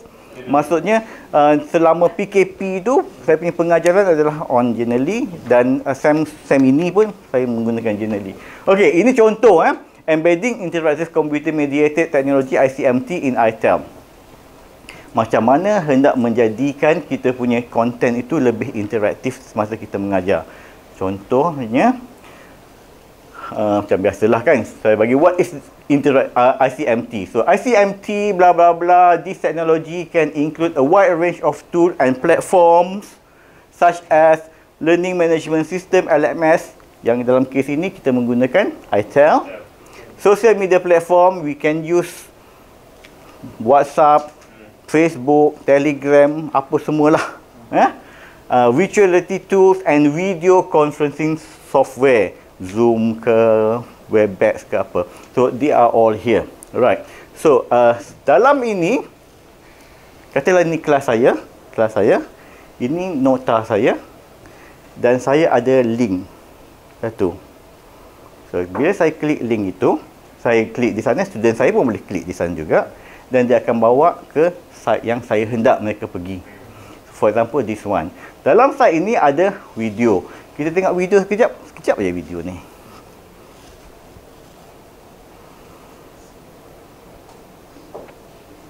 What we wanted to do in this piece is really to try and hone in on the potential of education technology for leapfrogging learning across the world, and in particular in developing countries. As in many sectors, there's been much optimism around the promise of education technology, and when it first started, there was the expectation that it would radically transform teaching and learning, and that if every student would have access to a device, they would learn almost instantaneously. The evidence has shown that that's not been the case. Prof, kita stop But kan? authors and I posit Stop. Kita stop at 43 second. Ini video ni 4 minit 30, 4 minit 23. Kita dah sampai kat sini dah, kita stop je lah kan. So Dia ada efek ni lah, efek database misalnya kan student, yalah dia boleh ni kan. Ada efek tak? dari segi data dia, kalau dia menggunakan handphone dia, of course lah dia akan sedut banyak lah. Tapi kalau dia gunakan ini, EMS punya tak lah, macam biasalah. Okay, so this is yang saya cakap tadi, kenapa jangan 10 minutes kan. Contoh kita pun dah rasa sekejap je kan, baru 43 saat. Okay, so agak-agak lah bila kita menggunakan video untuk student kita tu. Alright. Okay, so thank you. Kita balik semula dan kita balik balik semula ke sini. Dan di sini juga dalam kita ini, kita boleh juga menggunakan dia ni, kita kenal dia ni. Cuba klik dia. So maksudnya dalam kita punya, Zul tolong itu masukkan, maksudnya dalam kita punya kelas itu, kita boleh pergi ke mana saja kita nak, whatever that relevant dengan kita punya pengajaran kita. If we think that kita perlu menggunakan ChatGPT ke ataupun yang lain, banyak AI yang lain kan yang available. Ini contohnya saja. So kita gunakanlah. Yang sedia ada lah, maksudnya kita access yang sedia ada atau perlu cari sendiri. Yang ni hidup ni. Hidup. Hidup. Maksudnya kan dia direct pergi ke sana. So yang ni dia akan bagi kita jawapan lah apa soalan kita tadi. So this is how, in a way this is how kita menggunakan AI dalam kita punya teaching and learning di kelas, dan kita boleh embedkan the link di dalam kita punya slide kita. Kalau kita gunakan PowerPoint tu banyak cerita nak wujudkan link tu kan. Dalam ni lebih mudah. Jadi kalau editing lah, misalnya kita nak pergi YouTube, terus beli YouTube. Boleh. Boleh edit. Okey. So semua dah ada kat sini. Okey? Right. Yang duduk buat assignment senang. Okey, kalau yang tu kita boleh control sebenarnya kan. Kita boleh check sama ada sumber itu datang daripada AI ataupun bukan. Yang boleh check dia.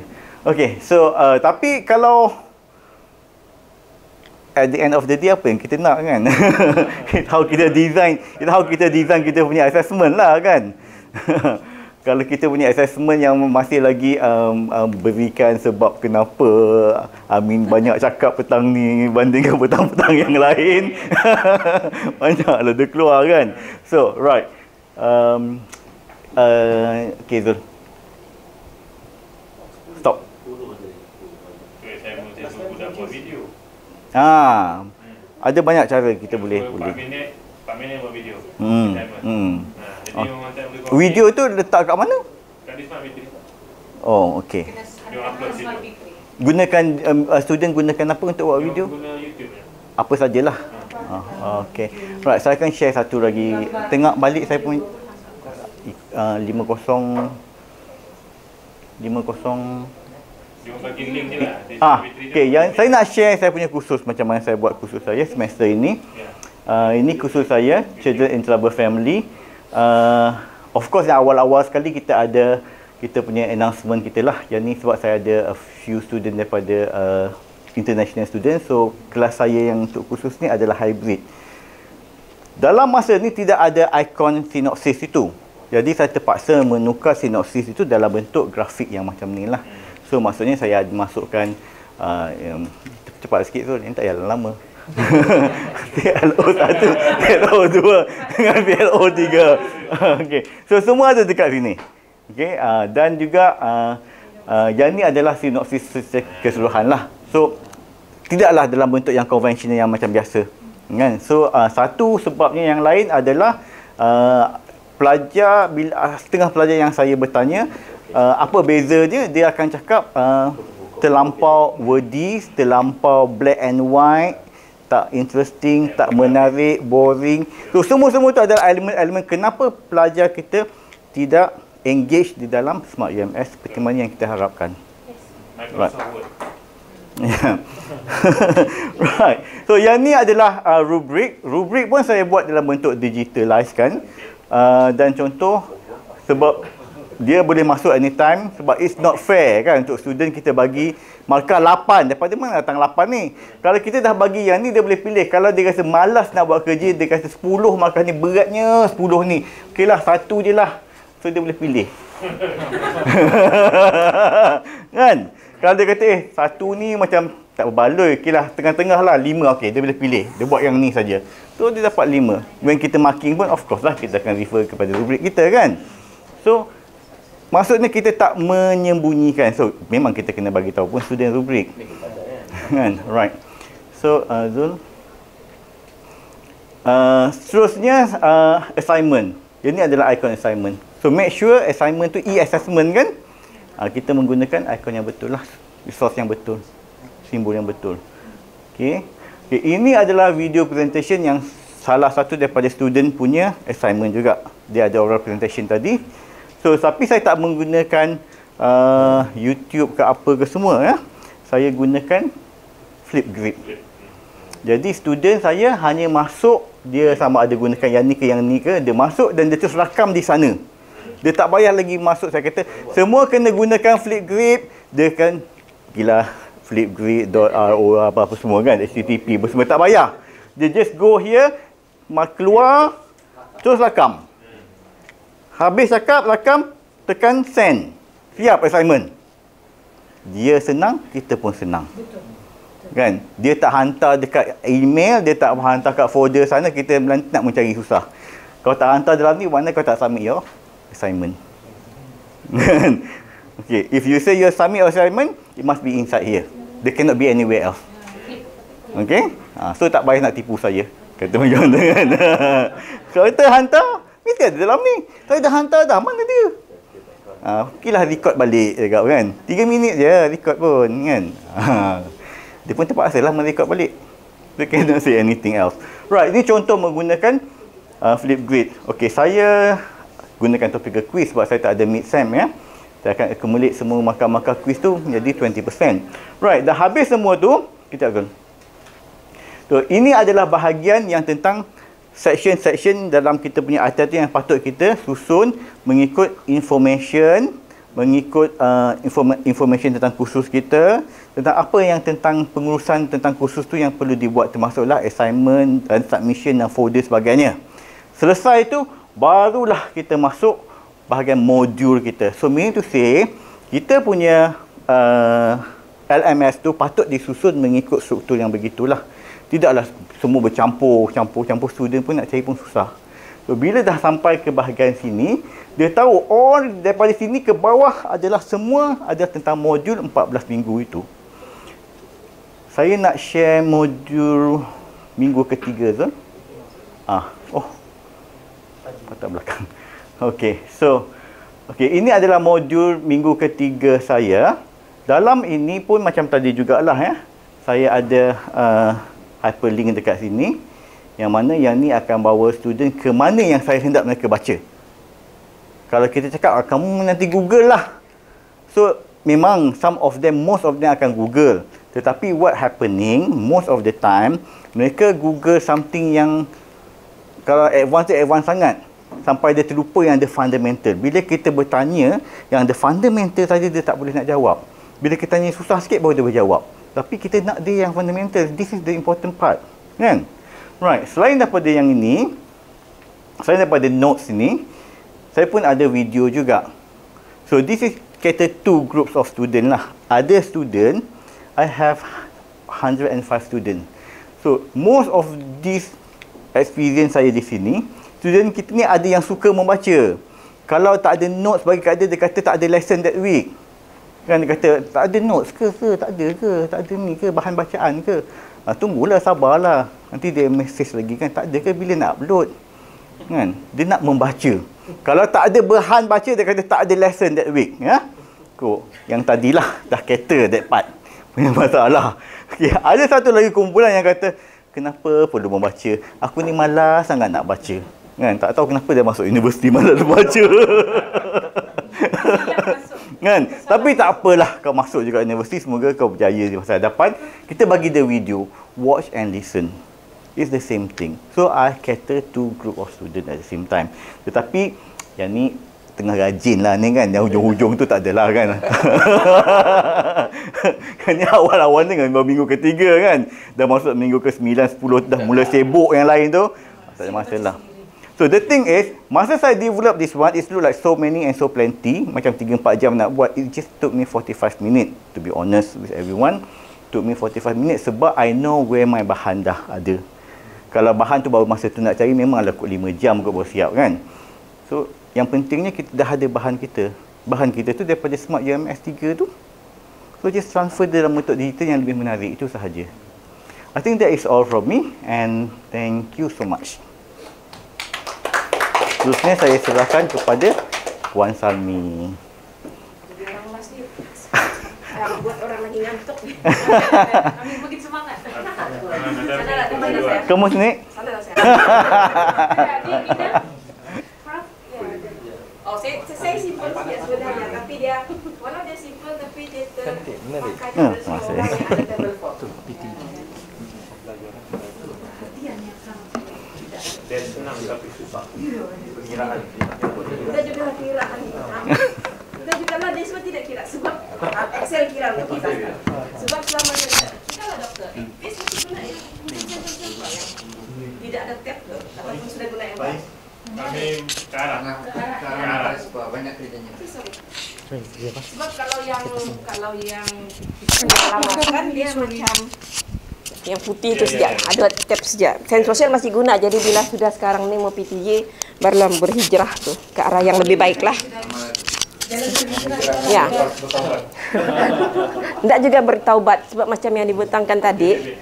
Semua orang sudah 100%. Bila Macam mana mau tekan ni? Okey. So, bila sudah 100%, apa yang kita mau buat? Mestilah kita berhijrah kepada yang lebih baik kan? Sebab itu yang cabaran Profong tadi itu macam mana kita jadi lebih baik, tapi lebih baik dengan cara yang memudahkan kita. Jangan menyusahkan kita. So, jadi saya hanya sebenarnya membawa satu nama baru, pembelajaran teradun gantian. Yang mana sebenarnya tidak pernah disebut sebelum ini sebab di UMS masih baru. Tetapi di universiti lain dia sudah sejak 5 tahun lepas ada yang sudah adopt. Jadi kita bawa untuk yang kita sudah ke arah ini. Perubahan saya tahu semua orang sudah 100%. Yang 100% 1732 itu adalah pembelajaran teradun sokongan.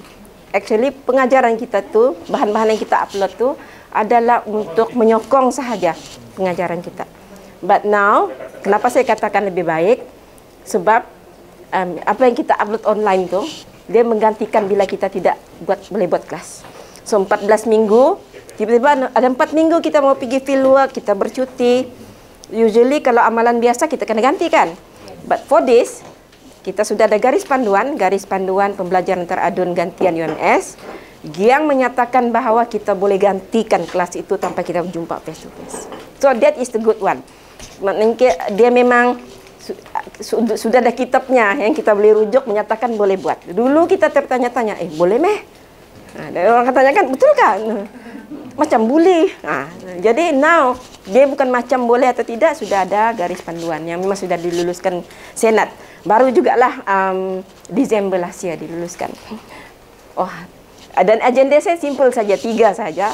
Pertama, saya ingin kongsi tentang kedudukan PTG ini di Malaysia. Kita compare UMS dengan universiti lain. Kedua, macam mana kita design table for PTG kita. Simple saja sebenarnya.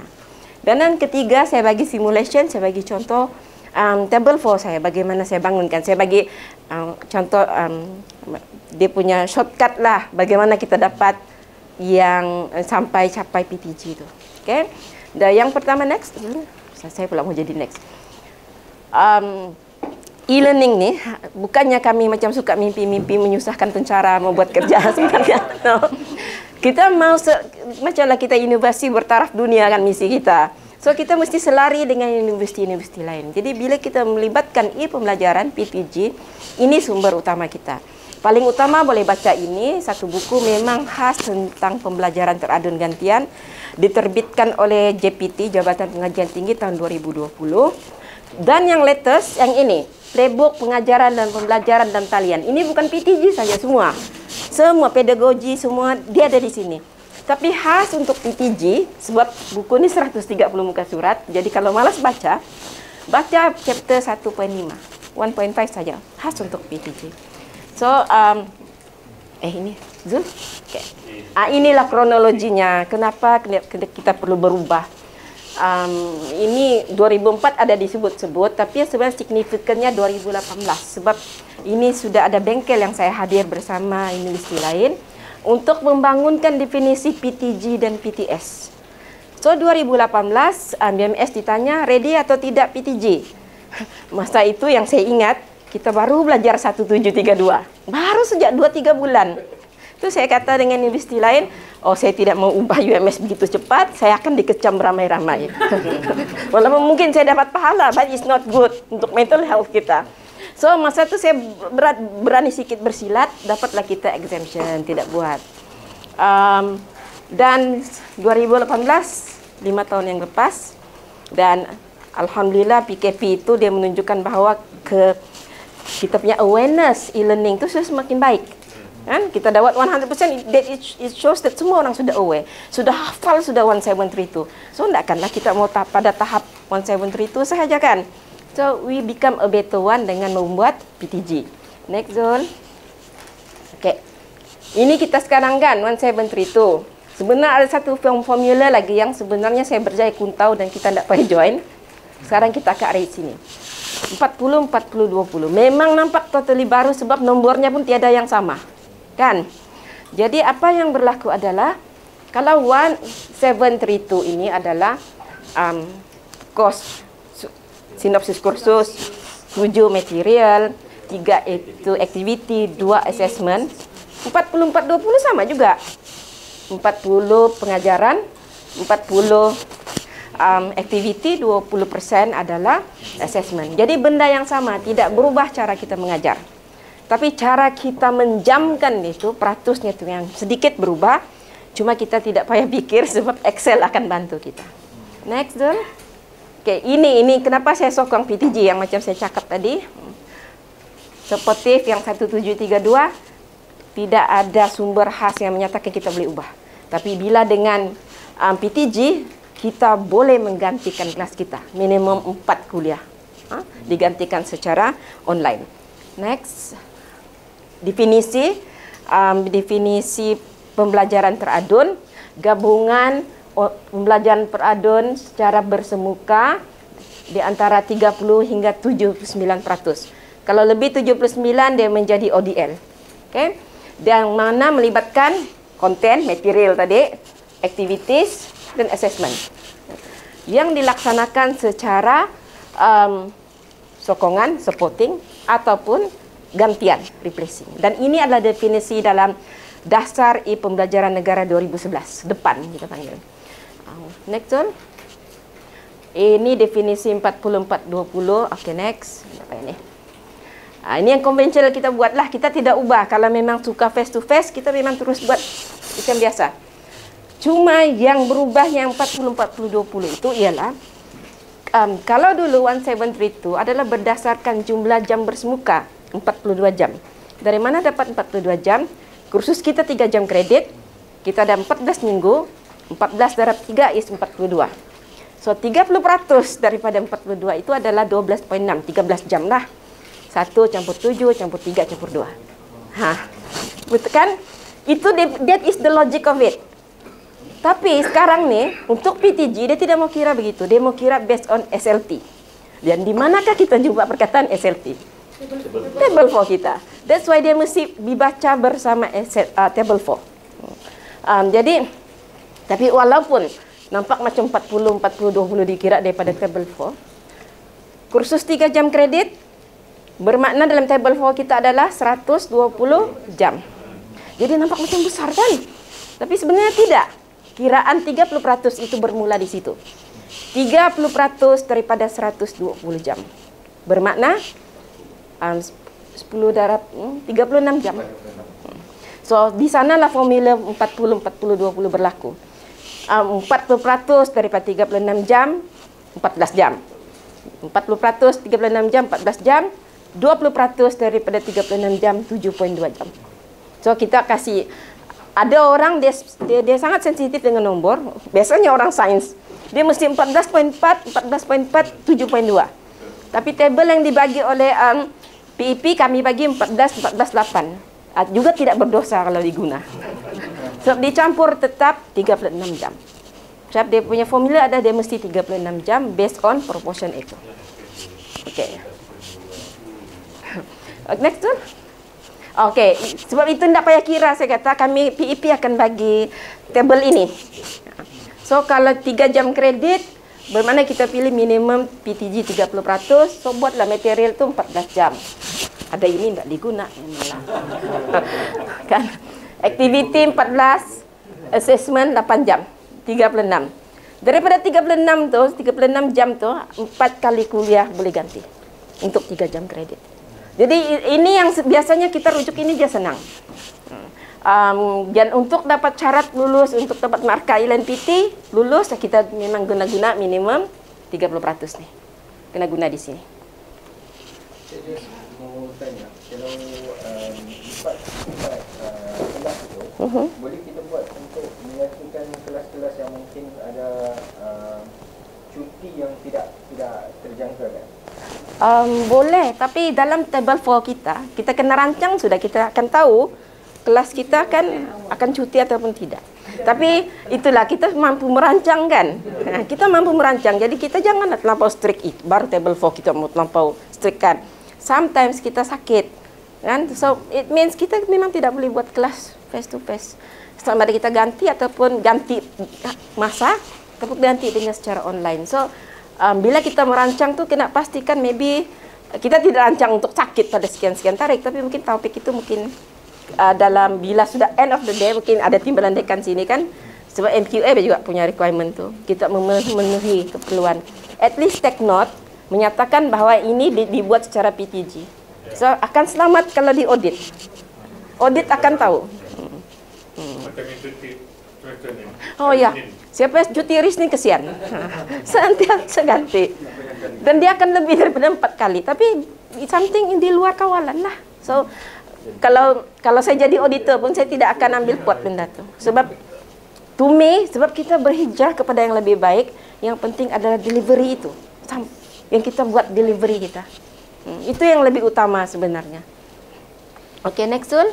Ini untuk kalau ada 2 jam kredit, ini dia punya jadwal. Adakah pendarasan? Tiada. Oke. Fakulti 4 jam kredit tidak terpakai. 6 ada? Pun tiada. Tapi dia terpulang pada fakulti. Adakah? Nanti coba buat. Jangan cakap tidak bolehkah. Bolehkah kan? Nanti penyelaras dia coba masukkan jam kredit tu boleh capai ke tidak? Nah, try coba dulu. Oke. Tapi kalau macam kita social science tiada masalah, kemanusiaan tiada masalah untuk capai di PTG lah. As usual, pengajaran macam biasa, cuma perancangan kita di table 4 tu yang mungkin kemasukan nilai jam tu yang akan berubah sedikit. Jadi mungkin saya tunjukkan, sebab ada 3 perkara tadi kan, 1 perkongsian, lepas tu bagaimana untuk membangunkan ni. Saya mau tunjukkan. Ketiga sudah. Table 4. Betul kah tu? Kes tunjuk juga tadi, sorry.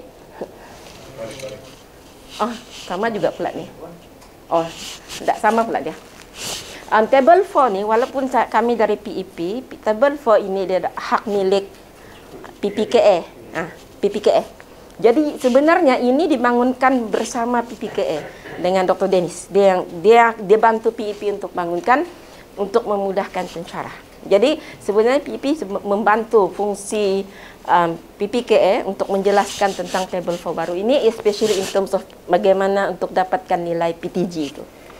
So kita kalau guna ini boleh ambil daripada website PPKA, ambil yang tarikh 13 Oktober, memang itu yang paling update. Form, Zul, form macam biasalah. Kita isi ini kognitif, apa dia, transferable skills, sinopsis, cognitive skill, semua tu. Ini kita tahu, so kita buatkan. Lepas isi situ, barulah sini magic tu bermula di sini, teaching and learning. Okay.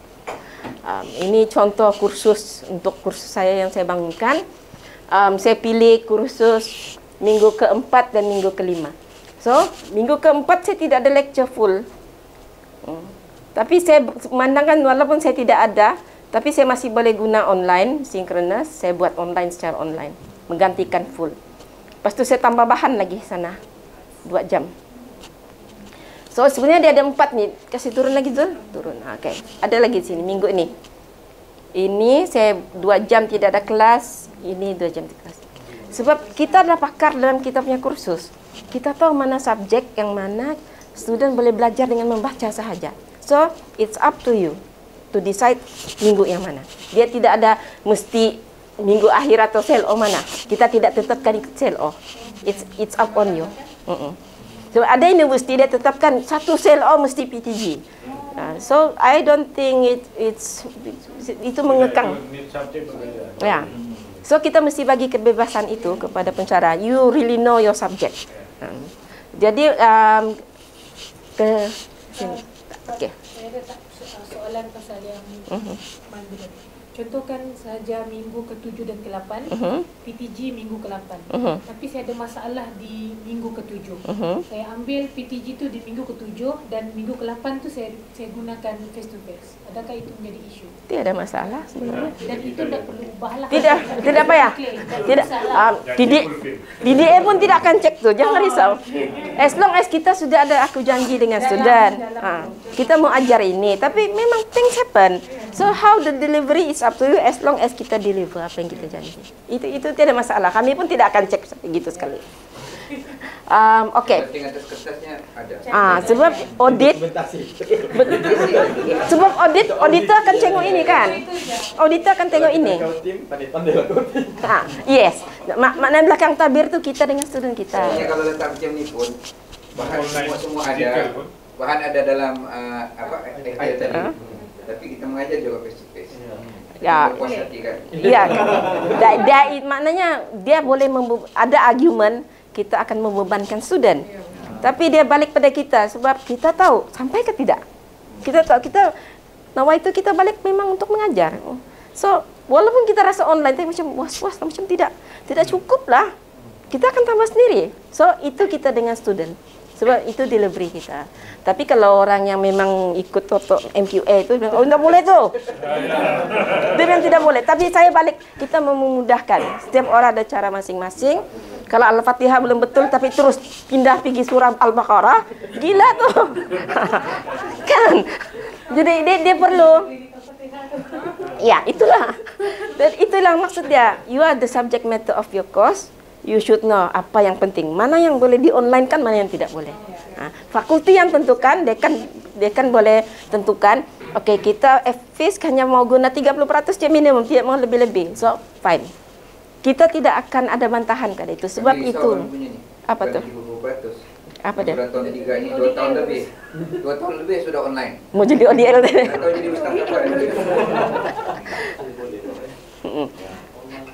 Jadi macam mana kiraan dia tu nanti? Naik sikit. Azul. Okey. Saya ada pilih naik ke atas dulu. Okey. Untuk yang 40% yang pertama 14 jam kan. Dia akan kira dari sini dan dari sini. Campur 2 ni 14. Dan di eyes of the PTG ya, untuk PTG dia tidak kisah sama ada kelas kita tu synchronous ataupun asynchronous. As long as dia masuk dalam materials. So, kalau macam ini saya buat synchronous, maknanya saya tidak puas hati untuk bagi bahan saja. Saya mau juga dia buat Zoom dengan dia, misalnya. Dan saya tambah bahan. Tapi sini besar campur sini dia mesti 14. So, 14 jam boleh tengok di bawah sekali tinggal Zoom. Okey. 8 gitu. 8 campur 8. Bukan sepatutnya 6 tu. Ada 4 tu. Sepatutnya 6 tu. Dia sepatutnya 6. Salah tu. Dia sepatutnya 14.4. So kira anda cuba tengok Zul. 8.8 kira. Atau ada tambahan kali. Saya kena tengok apa tambahan dia. Itu sudah betul. Mana ada benda yang saya kena buang, kena kurangkan bahan. Kurangkan bahan di sana. So, jadi dari kita saja tu. Dari kita saja. Yang penting adjustment tu betul. Ketika saya pun sendiri nampak benda ni tidak betul. Naik Zul.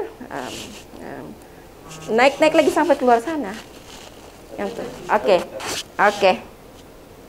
Sepatutnya saya rasa ada yang terletak 2 tu.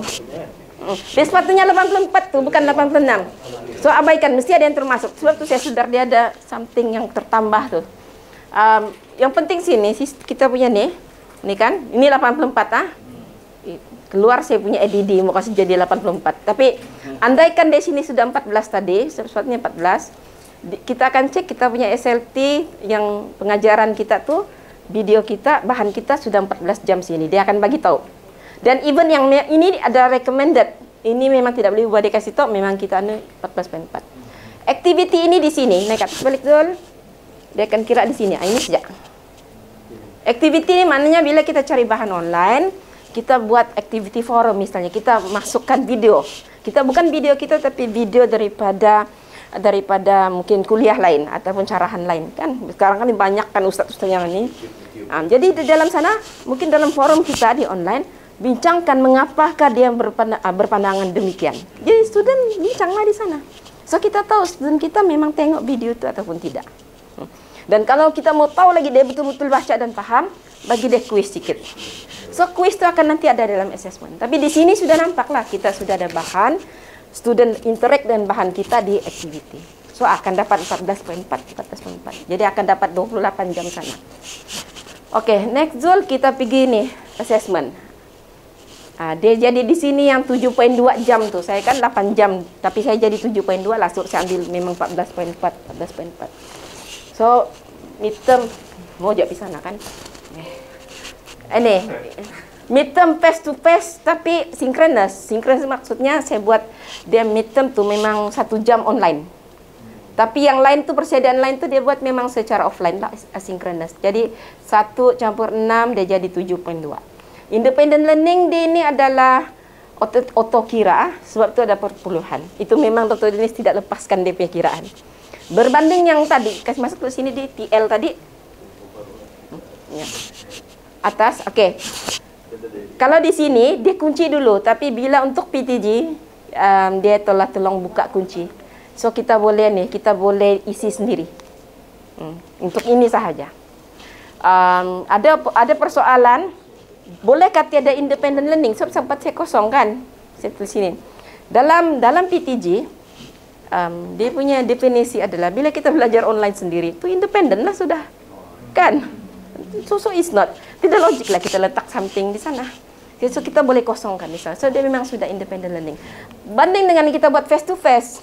Kan? Kita mau tahu di independent learning biasanya 1+1. 1 jam sini, kalau sini 2 jam, sini 2 jam. Tapi ini panitia lebih nih. Kan? Jadi nanti pandailah auditor tu tanya kenapa sini 1 sini 2. Jadi kita sebagai pemunya tu tahulah macam mana mau jawab. Letak-letak saja. Kopi sih tu. Ikut saya saja. Yang penting 84 betul. Tapi sekurang-kurang ni. Tapi dia memang ada sifir lah, means 1+1 or 1+2. Okay. Saya ini sebab saya bincang dengan TDA yang perempuan lah, doktor. Ada yang tidak mau lepas daripada prinsip 1+1 tu. Tapi saya tanya dengan Dr. Dennis, saya tanya pengarah PPK, macam mana kita mau melihat benda ini? Jadi jawapan dia macam ni. Table 4 ini wujud sebelum wujudnya online. Dia buat semua adalah konvensional.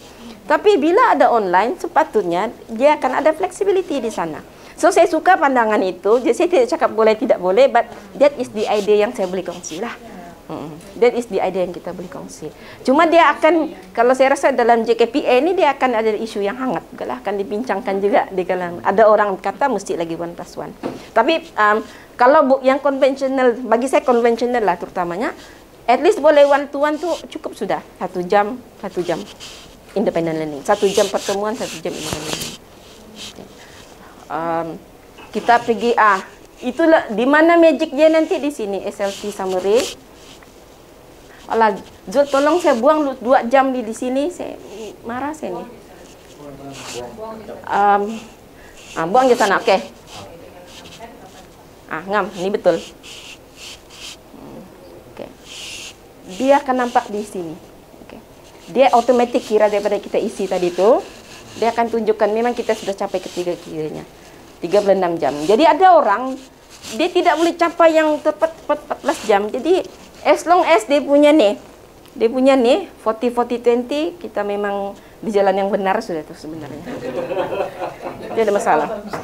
Ya sebab kadang-kadang ada orang, especially di assessment, dia ada perpuluhan tu. Sebab untuk assessment dalam kiraan sini 10 markah equal to 3.6 jam.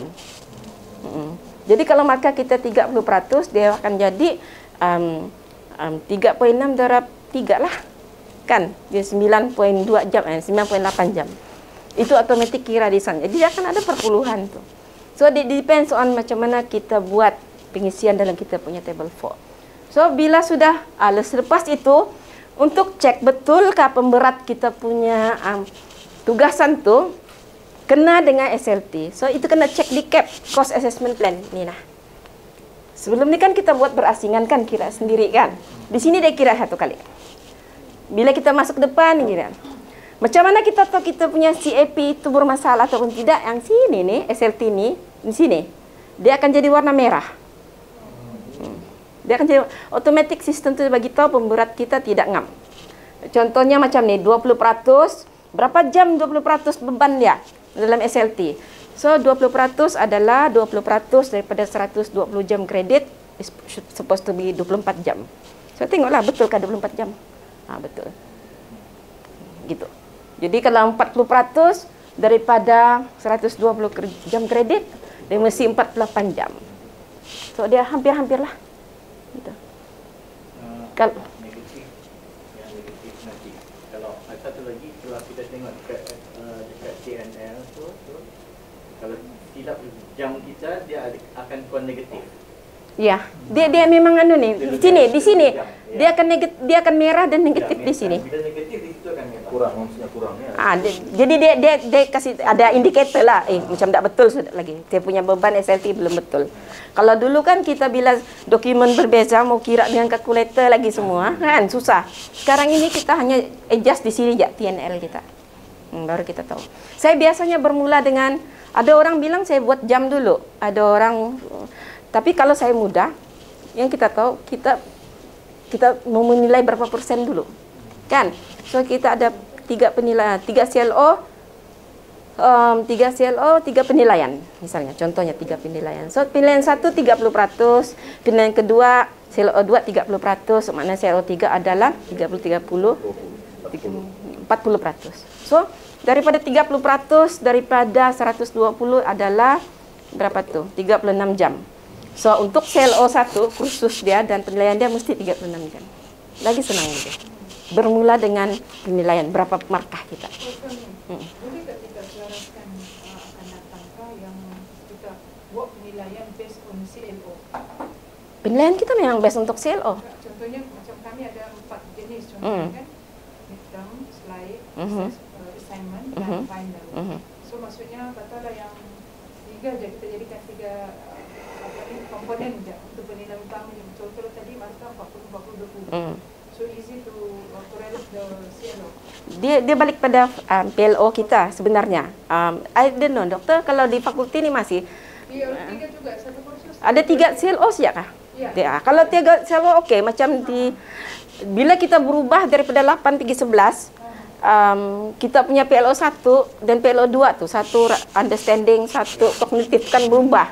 Ada orang kata mesti buat dua-dua. Kalau kita buat dua, maknanya kita punya skill yang lain itu akan kurang. So, saya punya prinsip adalah balik pada fakulti. Mana yang kita mau utamakan. Sebenarnya dia balik pada PLO. Kalau dia exam base, PLO 1, PLO 2, dan sebenarnya PLO 7 yang numerical. Tapi kalau yang lain tu yang bukan exam base, macam PLO 2 bukan exam, PLO 4 misalnya teamwork. Itu assignment saja pun. So, dia balik pada kursus. Jadi fakulti je. Fakulti saja. As long as in the end saya rasa PPK akan minta analisa OBE. Dengan OBE kita akan berdasarkan kita punya CLO, kita punya PLO. Okay. Macam terlebih ni nanti mengambil kerja Dr. Amir. Saya rasa itu siap. Table 4 senang kan? Senang sebenarnya. Dia cuba dulu dan kalau ada masalah macam mana mau capai, just boleh WhatsApp dan boleh tanya. Sebab masa kami bangunkan ini pun, saya dengan kawan-kawan daripada sains terutamanya, kami coba bangunkan kenapa ini tidak capai atau tidak capai. Sebab in the end, kadang-kadang di sains dia memang perlu hands on lebih. Memang lebih 70% mesti hands on. So kita tidak boleh paksa, itu nature kerja dia. Perubatan, itu nature kerja dia. Nanti mati orang kalau tidak banyak hands on kan. So kalau dulu konsep dia, kalau tidak lulus, tidak dapat 100% lah kan, tidak dapat 50%. 5% tuh. Sekarang ini kalau kita tidak capai PTG misalnya, dengan kelulusan daripada dekan, justifikasi daripada fakulti dekan, dia akan kembali kepada status PTS 1732. So it's either you 1732 ataupun PTG. Tapi berikan justifikasi lah kenapa dia tidak boleh jadi PTG. Itu justifikasi pencara juga yang akan bagi. Dan kedua soalan berkaitan kalau kursus kita jadi sulam, adakah kursus sulam di sini? Kalau kursus itu sulam, sebab sulam adalah face to face tu mesti lebih 70%. Secara otomatik dia tidak akan patuh dengan PTJ. So sulam akan otomatik dia akan jadi PTS. Sokongan saja 1732. So dia balik kepada setiap punya faculty punya kursus dan kesesuaian bagi setiap kursus. Zul, habis tutup ya? Balik pada yang tu. Okey, habis sudah. Kalau macam tu, ngamlah. Kami memang target awal kasi habis ni. Tapi sekurang-kurangnya bila sebut BTG, actually bukan benda yang baru. Cuma dia upgraded version of table 4, saya sangat suka. So, try dulu dengan kursus masing-masing. I think you will get it. Senang sebenarnya. Okay. Itu saja. Sekian, terima kasih.